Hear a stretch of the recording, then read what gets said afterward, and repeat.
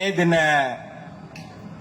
புரட்சிகர வாழ்த்துக்களை நான் பணியாற்றுகின்ற பொது இன்சூரன்ஸ் துறையிலே பணியாற்றுகிற தொழிலாளர்களின் சார்பாக இங்கே பெருந்திரளாக கூடியிருக்கின்ற உங்கள் அனைவருக்கும் மே தின வாழ்த்துக்களை தெரிவித்துக் கொள்கிறேன். இந்த பொதுக்கூட்டத்தினுடைய தலைமை பொறுப்பை ஏற்றிருக்கின்ற பாலகிருஷ்ணன் அவர்களே, வரவேற்புரை ஆற்றிய தோழர் ஆர் அழகேசன் அவர்களே, எனக்கு பின்னாலே இங்கே மே தின உரையை ஆற்ற இருக்கின்ற தோழர் ஜி ராமகிருஷ்ணன் அவர்களே, தோழர் சி ஸ்ரீகுமார் அவர்களே, தோழர் ஆர் துரை அவர்களே, தோழர் ஏ நடராஜன் அவர்களே, என் அருள்தாஸ் அவர்களே, இறுதியாக நன்றியுரை ஆற்ற இருக்கின்ற டி சுப்பிரமணி அவர்களே, தோழர்களே, உங்கள் அனைவருக்கும் முதற்கண் வணக்கத்தை தெரிவித்துக் கொள்கின்றேன். தலைமை உரையே மிகப்பெரிய அனல் வீசக்கூடிய ஒரு உரையாக அமைந்துவிட்டது.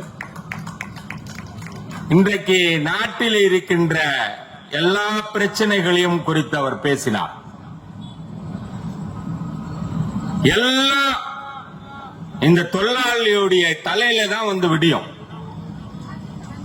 அரசு என்று சொன்னால் எல்லாம் அரசுதான். மத்திய அரசு இன்றைக்கு ஆண்டு கொண்டிருப்பவர்கள் மிக வாய்ப்பேச்சிலே வீரர்கள்.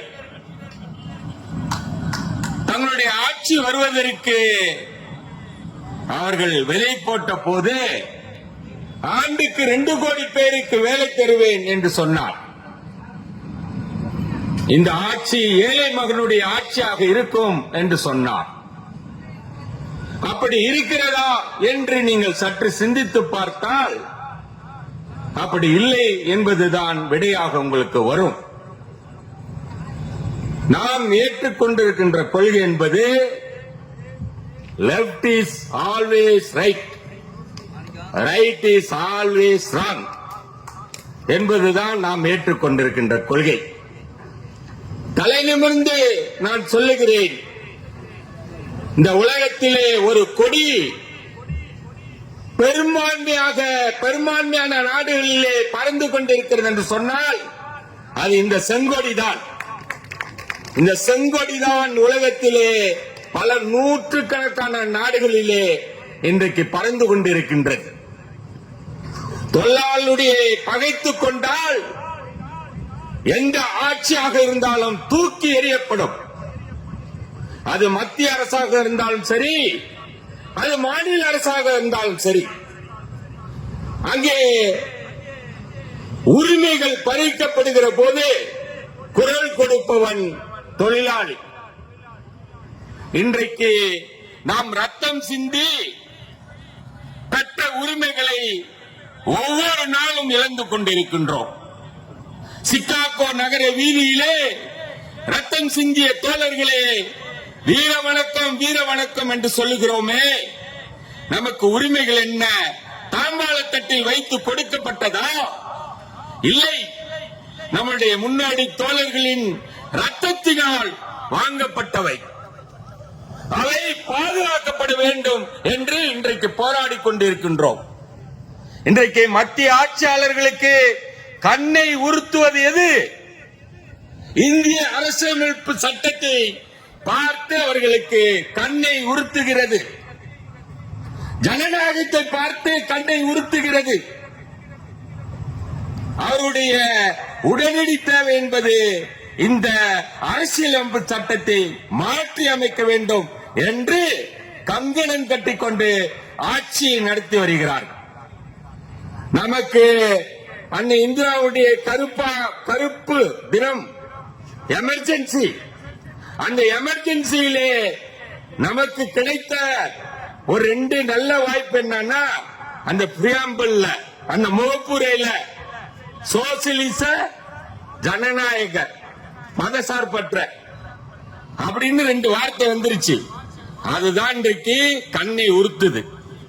நம்முடைய எளிய மக்களுடைய கடைசி புகலிடம் நம்மளுடைய நீதிமன்றங்கள்.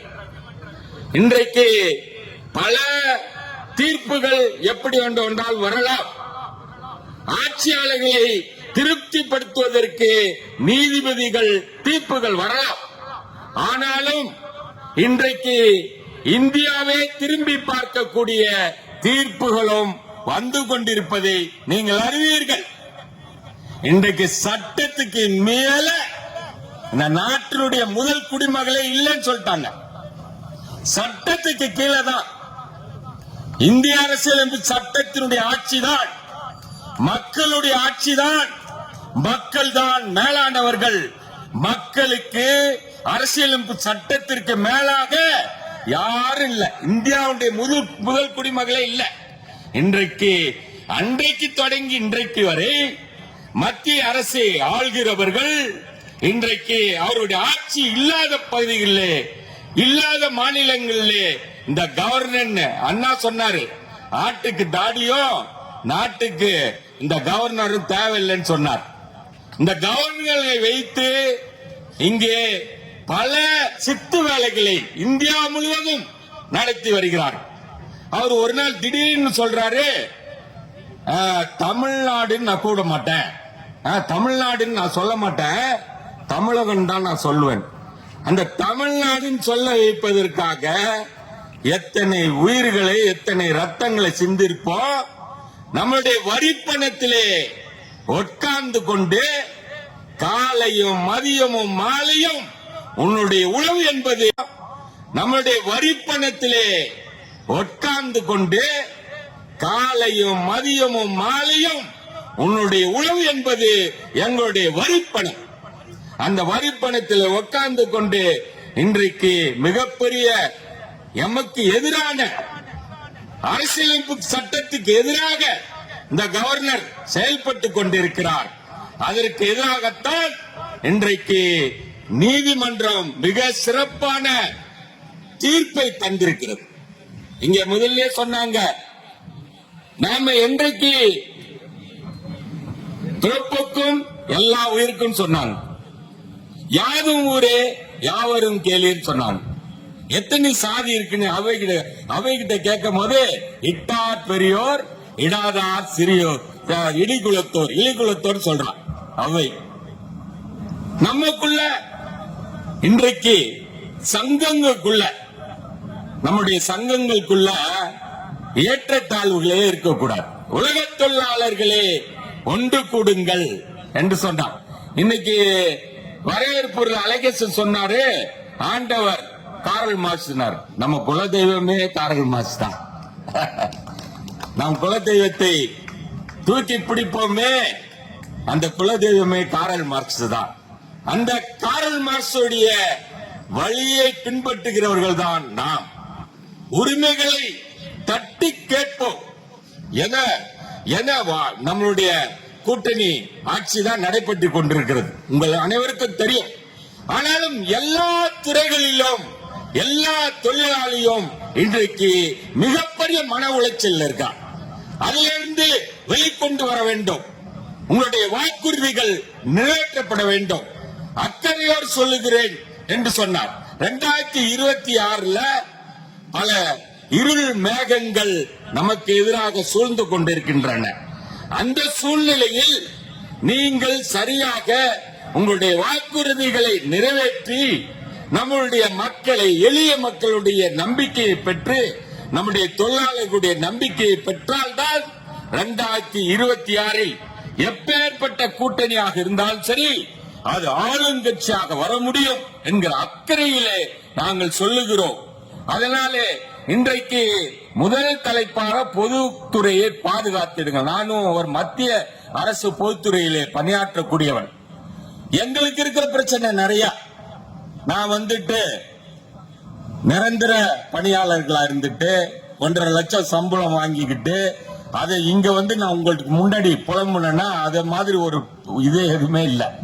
ஏன்னா சாமானிய தொழிலாளர், எளிய தொழிலாளர், எங்களுடைய பிரச்சனைய ரோட்டுக்கு கொண்டு வந்து போராடுறவர்கள் நீங்க.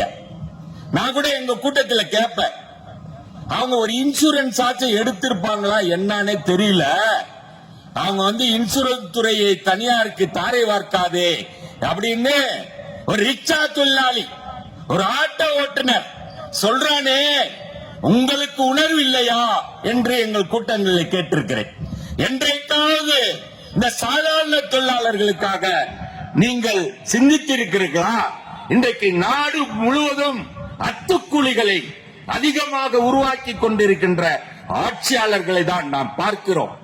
அனைத்து விதமான உரிமைகளும் ஒவ்வொரு நாளும் பறிக்கப்படுகிறது. அதை தடுத்து நிறுத்த வேண்டும் என்று சொன்னால் இடதுசாரிகளை விட்டால் நமக்கு நாதி இல்லை.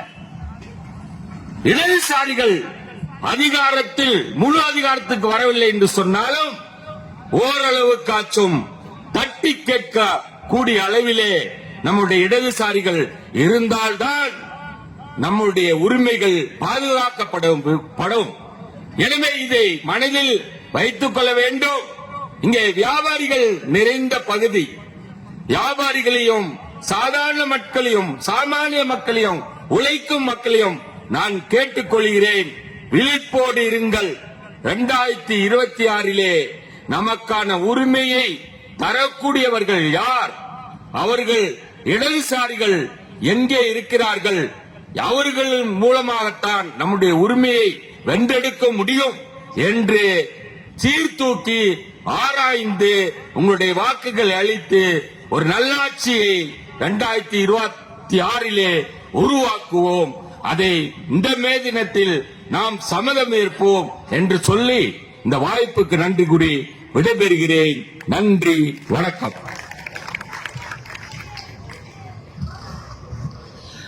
ஜெனரல் இன்சூரன்ஸினுடைய தேசிய செயலாளர் அன்புக்குரிய தோழர் சவரிமுத்து அவர்களுக்கு நன்றி.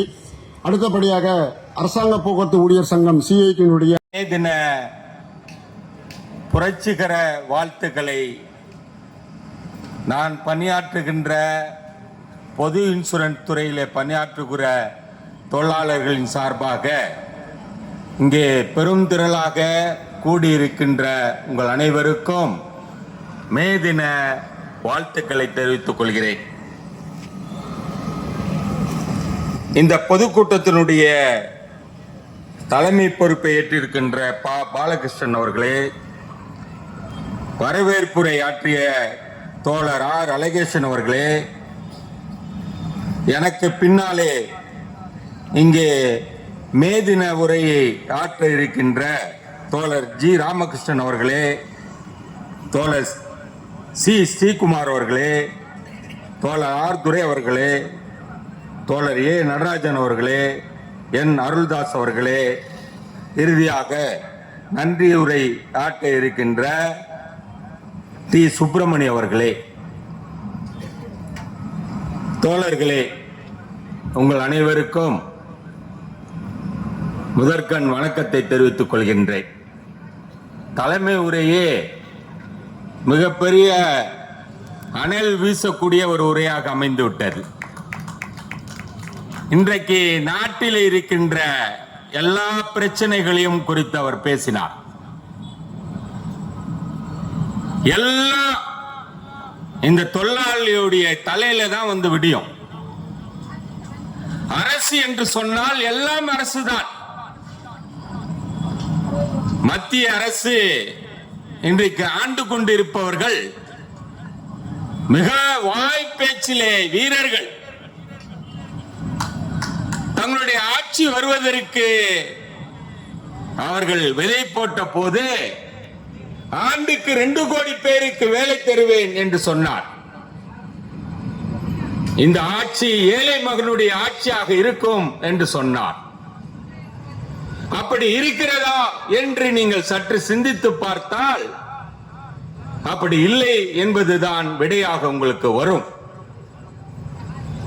நாம் ஏற்றுக்கொண்டிருக்கின்ற கொள்கை என்பது left is always right, right is always wrong என்பதுதான் நாம் ஏற்றுக்கொண்டிருக்கின்ற கொள்கை. தலை நிமிர்ந்து நான் சொல்லுகிறேன், இந்த உலகத்திலே ஒரு கொடி பெரும்பான்மையான நாடுகளிலே பறந்து கொண்டிருக்கிறது என்று சொன்னால் அது இந்த செங்கொடி தான்.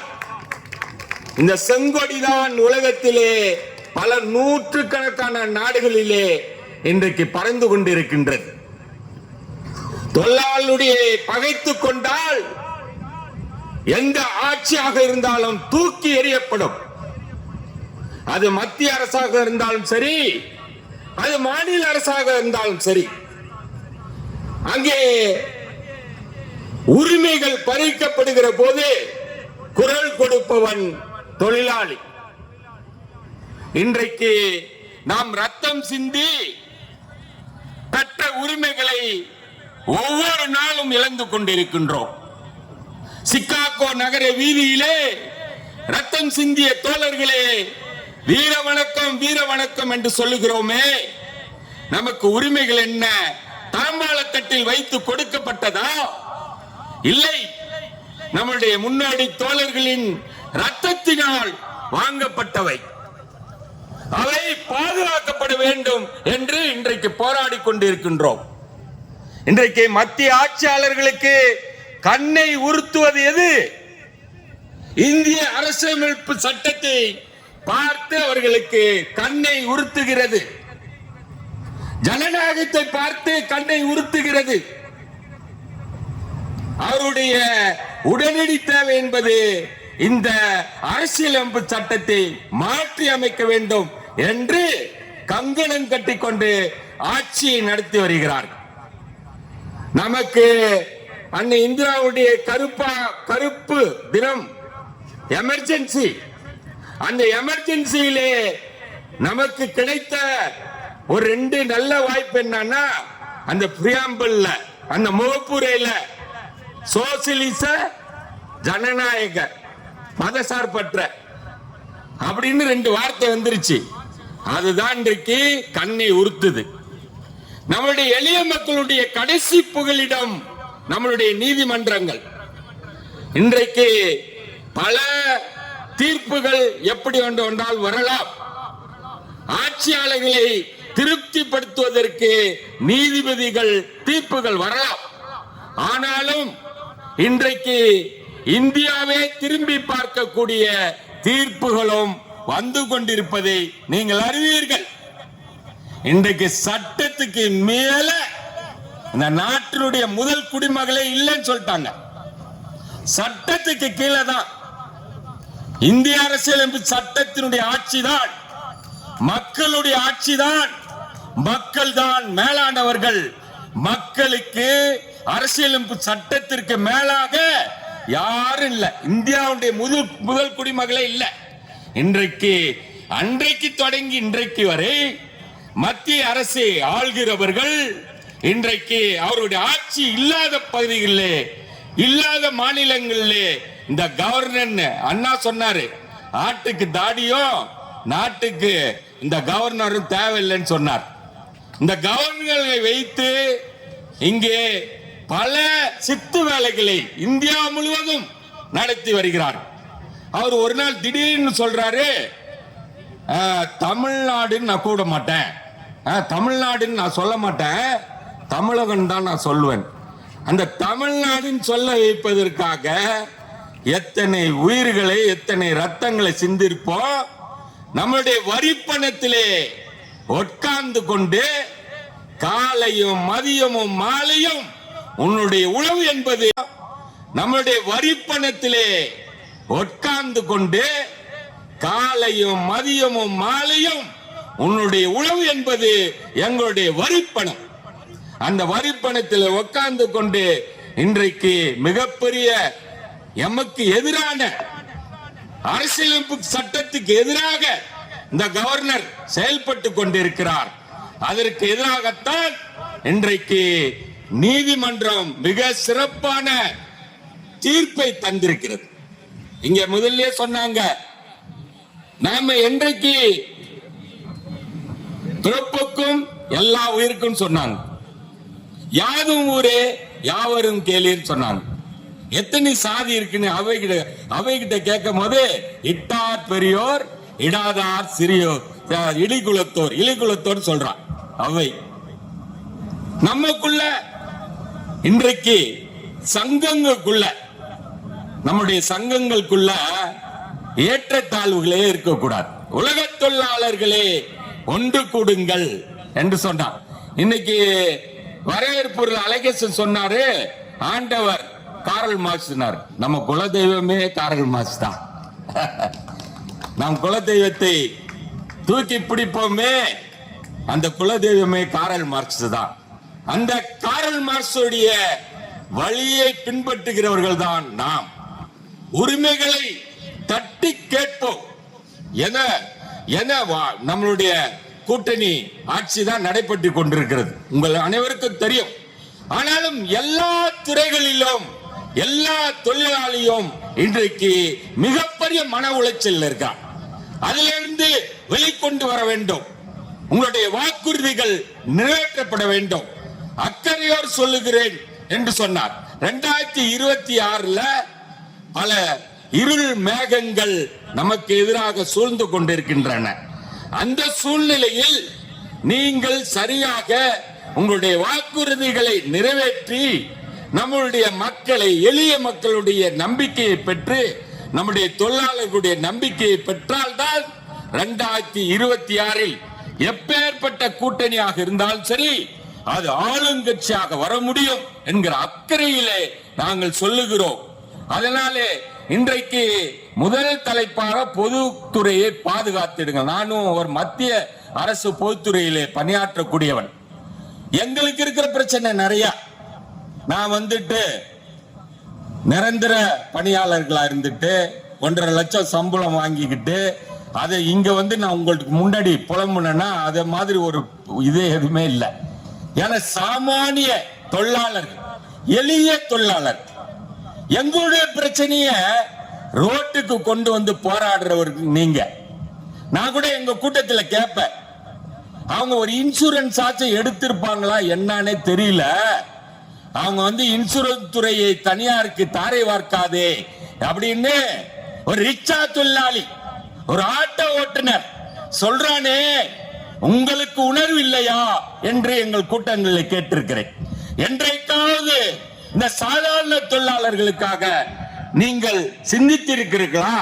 இன்றைக்கு நாடு முழுவதும் அத்துக்கூலிகளை அதிகமாக உருவாக்கி கொண்டிருக்கின்ற ஆட்சியாளர்களை தான் நாம் பார்க்கிறோம். அனைத்து விதமான உரிமைகளும் ஒவ்வொரு நாளும் பறிக்கப்படுகிறது. அதை தடுத்து நிறுத்த வேண்டும் என்று சொன்னால் இடதுசாரிகளை விட்டால் நமக்கு நாதி இல்லை. இடதுசாரிகள் அதிகாரத்தில் முழு அதிகாரத்துக்கு வரவில்லை என்று சொன்னாலும் ஓரளவு காச்சும் தட்டி கேட்க கூடிய அளவிலே நம்முடைய இடதுசாரிகள் இருந்தால்தான் நம்முடைய உரிமைகள் பாதுகாக்கப்படும். எனவே இதை மனதில் வைத்துக் கொள்ள வேண்டும். இங்கே வியாபாரிகள் நிறைந்த பகுதி. வியாபாரிகளையும் சாதாரண மக்களையும் சாமானிய மக்களையும் உழைக்கும் மக்களையும் நான் கேட்டுக்கொள்கிறேன், விழிப்போடு இருங்கள். 2026 நமக்கான உரிமையை தரக்கூடியவர்கள் யார்? அவர்கள் இடதுசாரிகள் எங்கே இருக்கிறார்கள்? அவர்கள் மூலமாகத்தான் நம்முடைய உரிமையை வென்றெடுக்க முடியும் என்று சீர்தூக்கி ஆராய்ந்து உங்களுடைய வாக்குகள் அளித்து ஒரு நல்லாட்சியை 2026 உருவாக்குவோம். அதை இந்த மே தினத்தில் நாம் சம்மதம் ஏற்போம் என்று சொல்லி இந்த வாய்ப்புக்கு நன்றி கூறி விடைபெறுகிறேன். நன்றி, வணக்கம்.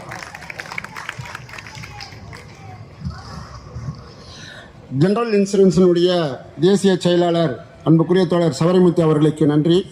அடுத்தபடியாக அரசாங்க போக்குவரத்து ஊழியர் சங்கம் CIT